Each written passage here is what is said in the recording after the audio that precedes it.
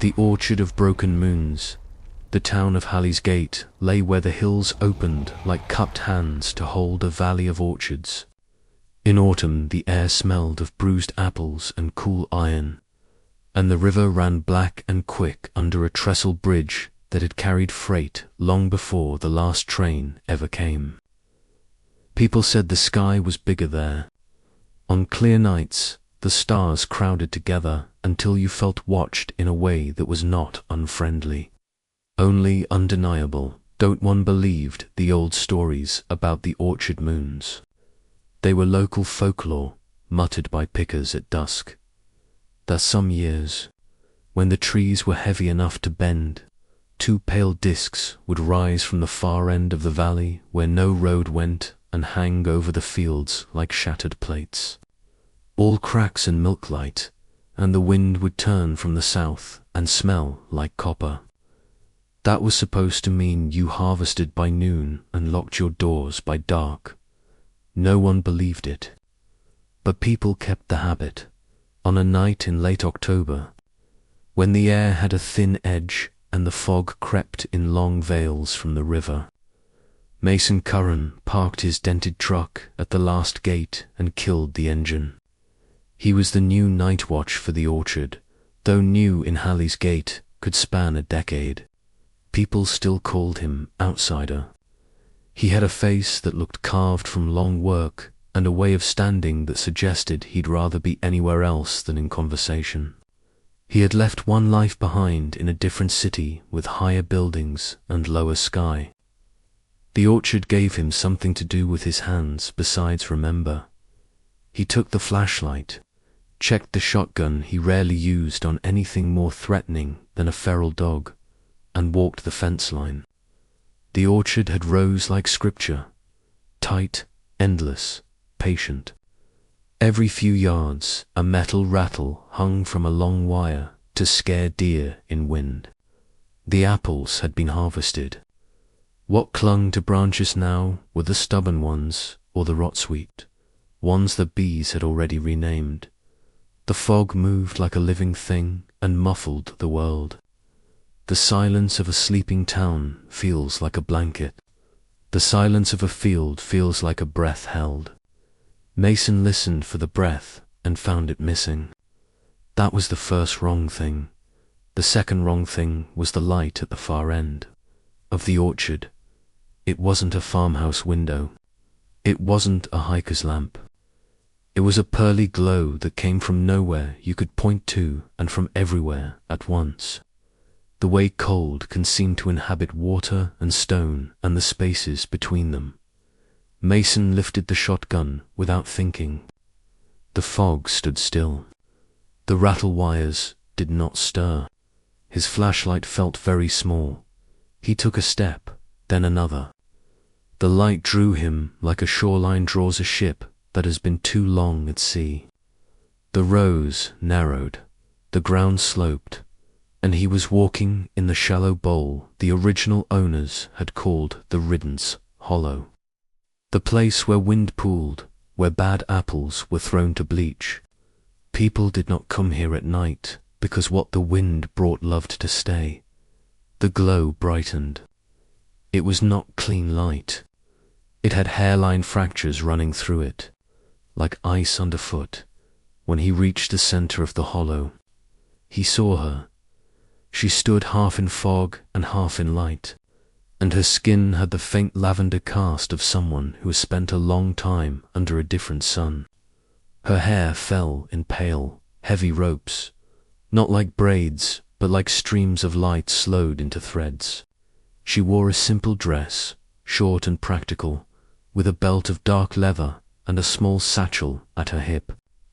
At first he thought she was human, and then he looked into her eyes and saw not pupils but rings, thin and luminous, as if a ripple in a pond had been frozen at the moment after the stone broke the surface. Her bare feet did not press the frost-wet grass. The grass lifted to meet them. Mason stopped because his body knew to before his mind did. The barrel dipped toward the ground. The fog thickened behind her and gathered itself, as if two hands cupped around a candle. "You shouldn't be here," she said. Her voice was not an echo, but it carried like one. Something in it remembered wide spaces and metal that had learnt to sing. Mason swallowed. "I'm the watch," he said, and heard how small that was. "You from town?" She tilted her head. No, they stood like that for the length of 5 deep breaths.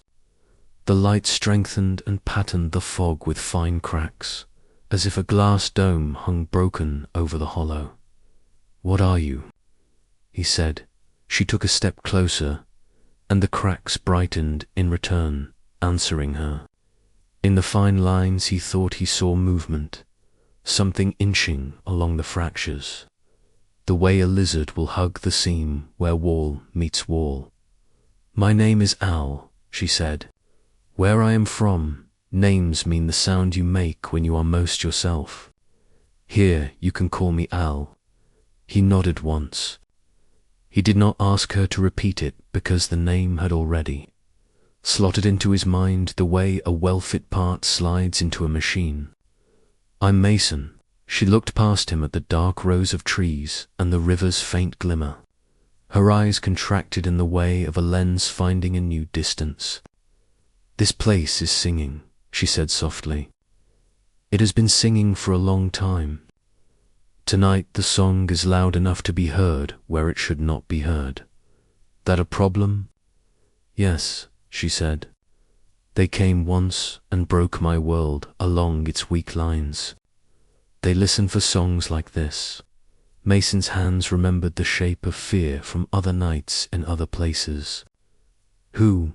She let the satchel fall open. Inside, something the size of a coin pulsed. He thought it was stone until she lifted it and it moved like an animal waking. The thing was small and scaled and bright, the shape of a curled leaf. It unfolded into a tiny, winged creature no longer than her palm. Not a dragon, no word old enough lived in the human throat for what it was. But Mason's mind borrowed dragon anyway, because it had to call it something. It opened transparent wings and wove to simple loops in the air. A glow gathered along the loops, then drifted out to rest on the cracked light around them. The cracks held it. They drank it. Somewhere far off, something answered in a voice like teeth on glass. Al winced. "What is that?" "A ward," she said. Thin as paper, old as the habit of fear. But the orchard moons have risen. They devour wards. Mason looked up. Through thinning fog he saw the sky, and he saw, low over the line of the far ridge, 2 pale discs. They were not moons in any ordinary sense. Their edges were wrong. They were not round. They were scalloped like the pattern on broken shells. Fractures ran across their faces, and in those fractures threads of dark glistened and moved. They did not cast light. They drank it and exhaled a light of their own that made the orchards wooden. Crates look old in a way wood does not look when it has weathered only seasons. The discs crawled toward the center of the sky as if the stars had gravity. "What are they?" he said. "Hunger," Al said, "given shape. The scion of the shard." Mason had not believed anything for a long time that did not have a serial number stamped on it. But the night did not care what he believed. It carried the orchard moons inward. The rattle wires were still. There were no insects. A silence rose from the ground you could lean against. "Why here?" he asked. "Because you sing," she said. And when he raised an eyebrow, she offered a small smile that did not reach the eyes. "You think your machines, and the way you run water under stone, and your habit of writing names on everything you love are separate from what the world is. But the world is the sum of the names you give it and the attention you pay it. This valley remembers being held. That memory is a tone. It drew me." They heard, too, Can we stop them? She looked at the moving cracks above them. The tiny winged thing on her palm shivered its wings and made a sound too high to be anything but a plea. She stroked it with one careful finger. I don't know. I know what broke us when they came to my world. Pride did, forgetting we were small. We tried to sing louder than them. It made us easy to find. What do we do then? Hide is one answer. There are others. From the dark line of the trees, something detached itself and came forward on long, jointed legs. It was thin in the way a spider is thin, all angles, all economy. Where its head should have been was a cluster of facets that looked like torn mica. When it moved, the cracks in the sky brightened. The thing paused at the rim of the hollow, tasted their light with the facets, and uttered a sound like a fork dragged across a glass plate. For more emerged behind it with the unspectacular confidence of beings who have done this 1,000 times. Mason lifted the shotgun out of habit. Al touched the barrel and the blue glow under her skin sharpened. It will not wound them, she said, but the sound might. He fired. The blast punched a hole in the fog, and the echo ran low and long across the orchard. The first thing flinched back, its facets folding. The others did not. They came down into the hollow, legs biting soil, crack-like gripping them like reins. The tiny winged creature the leaf dragon left, eel's palm and spun itself into a tight figure eight, saturating the air with a sheen the way wind saturates a sail. One of the thin things stepped through the sheen and stiffened, as if someone had poured concrete down its throat. The sheen cracked. The thin thing cracked with it. It fell in pieces that kept trying to stand. Al put her hand on the ground. The frost changed direction, crawling outward in a slow, deliberate spiral. The spiral met one of the moving legs and climbed it. The leg snapped. The being screamed without opening any mouth. The orchard moons lowered. We should run, Mason said. If we run, they will follow us to your town, Al said. If we stand, we might break their first step. Mason felt a strange, feral relief. Run was what he had done for years. Stand was new.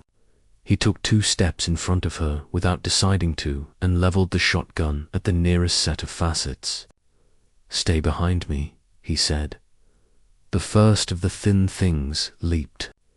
For a heartbeat Mason saw the underside of its body, a lattice of translucent plates crisscrossed with dark veins that pulsed like ropes pulled by invisible hands. He fired, and the blast blew dark dust and fragments and something that looked like too-thinned glass. The thing convulsed, fell, began knitting itself back together along its fractures. Al moved past him, fast and low. Where she stepped, the ground remembered how to be ground. The thin thing tried to rise and could not. She put her fingers against its ribs and whispered a word that made Mason's teeth ache. The lattice sagged. The thing deflated like something that had nothing underneath. The other 3 adjusted and came from different angles, learning in the way of predators from the east. A long beam of white light swung across the orchard, throwing the hollow into day. Someone had brought a truck up the service lane and hit the high beams at the wrong time in the wrong place. Mason didn't need to see the driver's face to know it would be one of Hallie's Gate's old men with a cure-all in his right pocket and a story in his left. The beam cut across the cracks in the sky, and the cracks drank it. The orchard moons quickened. Al looked up. Light feeds them. Sound confuses them. Choose. Mason cupped his hands and shouted toward the truck, raw. Kill the lights. The beam went dead. Night fell back down with both hands. The moaning of the thin things climbed a note, then two. The orchard moons slowed. Good Al said, "Now noise." Mason had grown up with whiskey and machinery and a family that believed one could fix either by hitting the other. He took a breath and began to sing. It wasn't a song. It was a bruised, stubborn line that had learned itself pushing trucks out of mud and bearing unbearable news.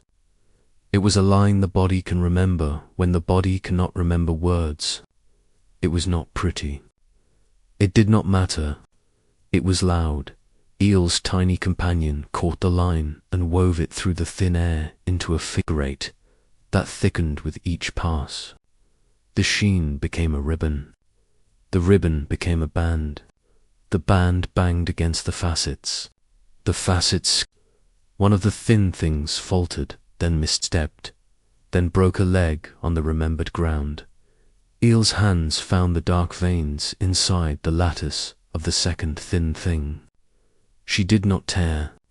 She unbraided. Mason did not watch, because to watch was to think, and to think was to lose sound. The orchard moons slowed more. They hung like two plates knocked loose from a wall but not yet fallen, and in their cracks something deeper breathed. The air filled with a chalky taste. Mason sang until his voice went from hoarse to worse, and then to a plateau where pain forgot it was pain. Above them, in the deepest of the cracks, something opened an eye. It was not an eye humans had words for, but the mind must picture or it cannot keep itself together. So Mason's pictured an eye big enough to hold a barn, white as old paper with a ring of ink where black should be, and at the center a pupil not round but filled with shifting lines. Like the map of a city your hands can never fold back into the original shape. It looked down at him, and in that looking he knew what it felt like to be a field when salting hands walk across it. A whisper came from the eye into the old places where fear lives. Make no sound. It said, and you will not be found. Mason's mouth said no before the rest of him could argue. The no wove into the ragged song and made a kind of hinge. A hinge can turn doors. The tiny dragon twisted the hinge into a knot. The knot tightened like a fist and pulled the eye's attention down into the small place, where two people and one small bright thing stood in a hollow in an orchard. Predators do not like their focus touched. The air shook. The thin things, all at once, tried to flee. The orchard moons dropped as if someone had cut two ropes. They fell not toward earth, but toward each other, sliding on their own cracks, trying to find a seam to merge into. Where they touched, the space between made a sound like a man laughing until he remembered why not. Al reached out and took Mason's hand like a person reaches for a switch to kill a live wire. This part will hurt, she said. Trust it anyway. He didn't ask what part. The ground reared. Every apple that had fallen in the hollow burst with the smell of vinegar and sweetness so strong it burned. The tiny dragon tucked itself hard against Eel's collarbone and opened its mouth. Light poured out. It had weight. Mason felt it on his shoulders, warm and patient, the way quilts feel in January. Eel's other hand hovered over the frost spiral she had made earlier. The spiral spun the other way. Where thin things had broken, the ground sewed itself. Where cracks had fed, the cracks were made to eat their own light. The eye narrowed. The orchard moons pressed together until the cracks became one crack too tight to hold. Now, Al said, tell them their names. Mason didn't know the names of hunger, or the names of the things that climbed down light. He knew the names of the orchard rose, the 3 boys who drowned in the river in 1988 and made all the mothers suddenly remember prayer, the waitress at Waxy's diner who wrote your order without looking because she had learned the geometry of hunger years ago and never forgot it. The dog he had as a child that watched the road as if it could conjure people. He knew the name of the woman he had loved and left because leaving sometimes feels like the only way to keep love from hearing the worst of you. He said those names. He said them like you say words that do not ask to be believed, only to be carried. Each name struck the cracks like a small hammer taps a bell.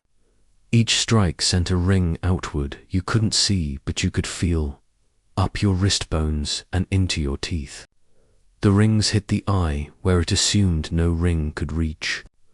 Al added names of her own. Sounds Mason could not shape if he lived 100 years, because his mouth had been born to different music. They braided the names. The braid became a rope. The rope looped across the crack and cinched. The orchard moons tried to come apart and could not. The eye widened and then did something unimaginable. It looked away. The night fell on them in a single, kind wave. The thin things collapsed into heaps of dry lattice that sizzled for a while and then lay still. The frost swiveled in new directions and then evaporated. The rattle wires stirred as if relieved of a long, bad dream. Mason bent double and emptied his stomach into the dead grass. Al knelt beside him and rested a hand between his shoulder blades. Her hand was cool and steady. When the shaking had passed, he sat back on his heels and laughed once without humor. That, he said, was the worst song I've ever sung. Eel's smile reached her eyes this time. It was perfect. What were those things?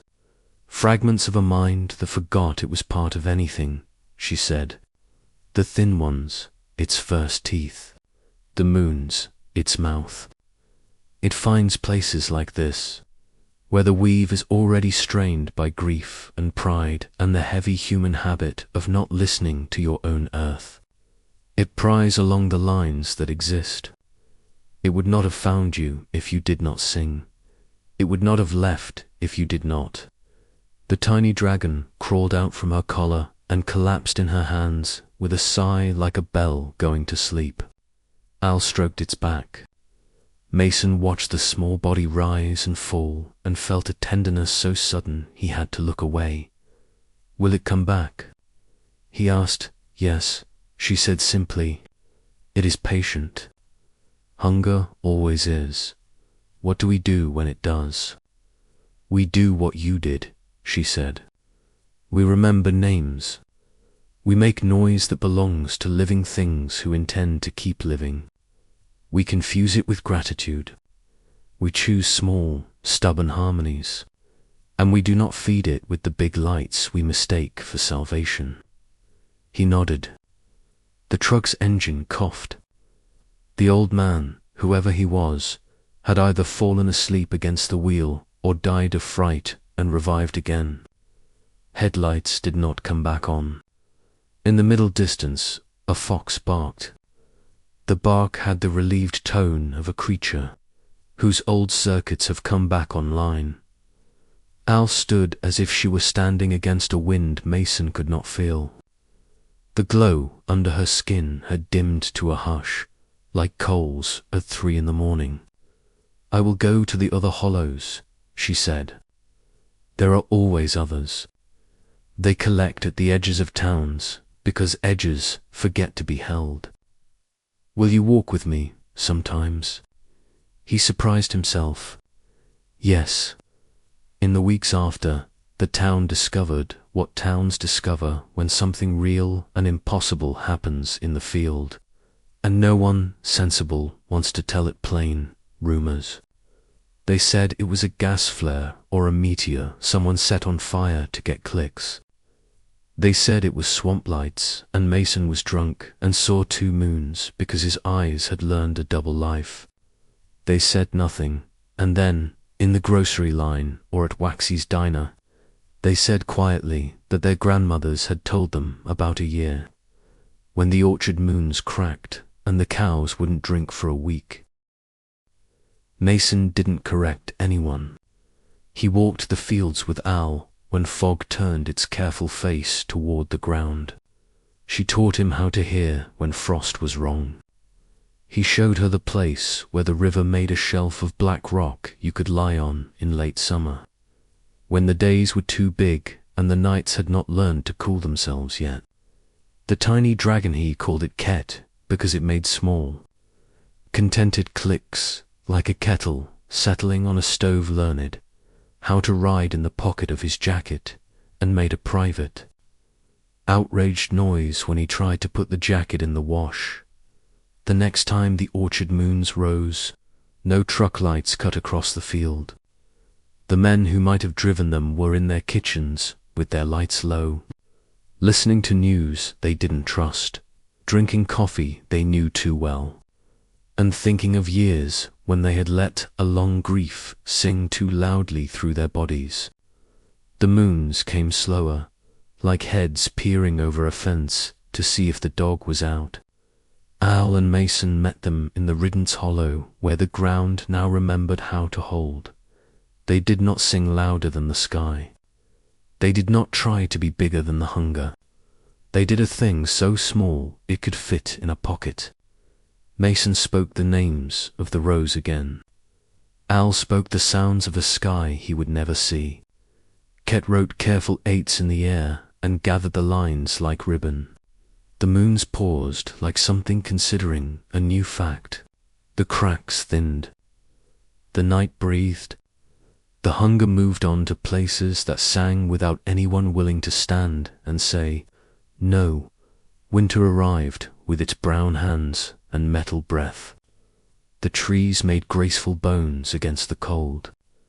Al walked lighter, as if the heavy light in her veins had learned a better way to travel. Sometimes she was gone for days and came back with smoke in her hair and a tiredness like a long road. Mason did not ask where. He had learned the shape of a question that means I love you and said nothing instead, letting the space between them hold a chair for whatever answer wanted to sit.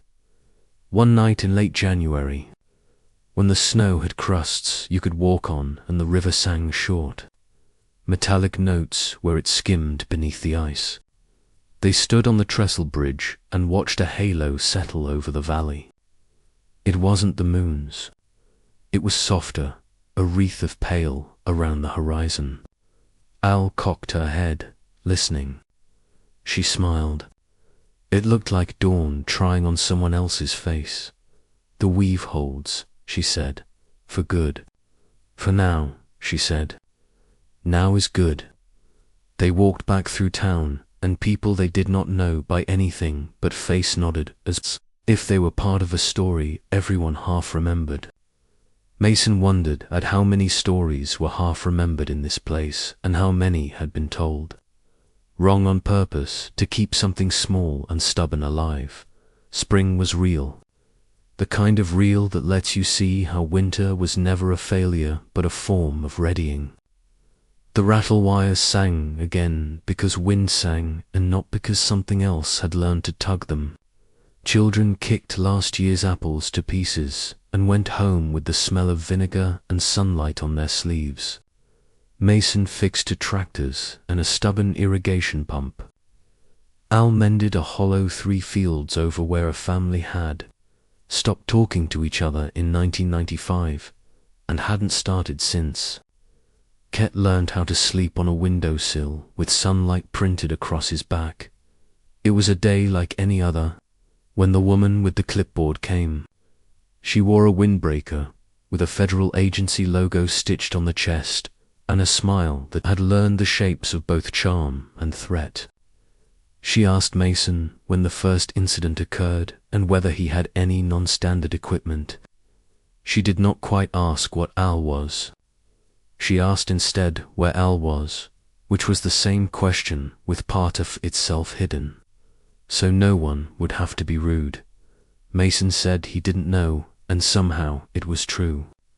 The woman frowned in a way that suggested she would come back.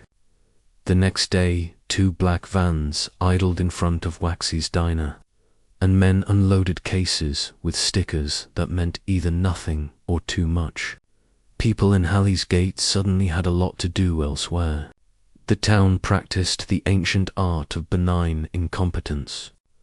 Mail was missed, directions misremembered, phones out of battery at exactly the wrong time. The vans left 2 days later, having found the orchard moons only in the mouths of people who had decided, again, that rumor was a better idea than explanation. Mason found Al at the tree line, watching trucks on the state road carve their long obligations into the day. He stood beside her, not touching. She touched him. "They will learn to hear," she said. "Who?" "The feds." "Humans," she said. "You are good at learning. It is why you are dangerous. It is why you are worth saving." He wanted to ask who had saved her once, why she had left the place that made her eyes shaped like rings, whether she would ever go home, whether this place would ever be that to her. He wanted 100 answers he had not earned. He said, instead, "Thank you." She breathed out, and he felt the thanks go through her like heat goes through metal in sunlight. "It is a good sound," she said. By harvest, the year after Halley's Gate had a habit of letting its little lights be little. When people came through with rigs so bright you could read by them at the back of a field, they were given battery lamps and a map with the places marked where fog had a temper. The map was wrong by 2 inches in every direction, which meant if you walked by the map, you learned to look up and listen, or you tripped and had to be helped, and helping is a form of remembering. The orchard moons rose twice in September and once in October. Each time the cracks glittered and then thinned and then ran out across a sky that had no room for them. Each time Al and Mason stood in the hollow and did not try to be louder than anything. Each time Ket made figure eights as if he had invented the number and loved it personally. The hunger moved along. It would come back when it forgot how hard this small place had made it work. The last night before snow, Al and Mason walked the river path until it became indistinguishable from its own frost. They sat on the black rock shelf and let the sky lay its weight on them in the way of a blanket. He told her about a dream he had where the orchard moons fell into the river and melted and the water carried them away in its cold, generous body. She told him about a memory of her world, sacred enough that her voice changed when she spoke of it. A plane of glass that sang when the wind ran across it, and dragons lying like punctuation marks along the lines of song. Her people walking light-footed, listening. A night when the song dimmed, and they thought it meant quiet was coming, and instead it meant a mouth. He took her hand. "If you go," he said, "I will not follow. But I will stand here. If I stay," she said, "I will not break what I am to fit what this place asks. But I will learn its tone until it is a language I can think in." He laughed softly at that. "You already do." Ket woke and put his small head against Mason's wrist with a seriousness that made Mason want to cry without embarrassment. The river sang metal and the stars 1,000 small, unprofessional eyes looked on. In a world where devourers carry broken moons like lanterns and listen for any song that sounds like home from far away, there are certain places that become stubborn. Halley's Gate, for a while, was one. A town that chose not to feed a thing by making itself brighter than it needed to be. An orchard that learned how to be held. A man who stopped running and sang badly on purpose. A girl from a place he would never see who taught him that the smallest gratitude is louder than the largest. Fear, if you are careful how you sing it. A tiny creature that drew careful 8s in the air and made ribbons, strong enough to slip around a crack in the sky and pull. The hunger will come again, because hunger is patient and listens and waits for forgetting. But when it comes, It will find a field where names have been spoken into the ground like seed. It will pause in the doorway and listen. It will hear little lights going on where people live and think that is weakness. It will not understand how a small, well-timed no can move the hinge of a door, and under a winter sky that looks like a bowl turned upside down. In the valley where the river keeps its short metal song, a shard-sized dragon will sleep on the sill, and a girl with rings for pupils will rehearse the names of trees, and a man will lie awake for a good reason, listening to his world sing and not minding at all that it is louder than he is.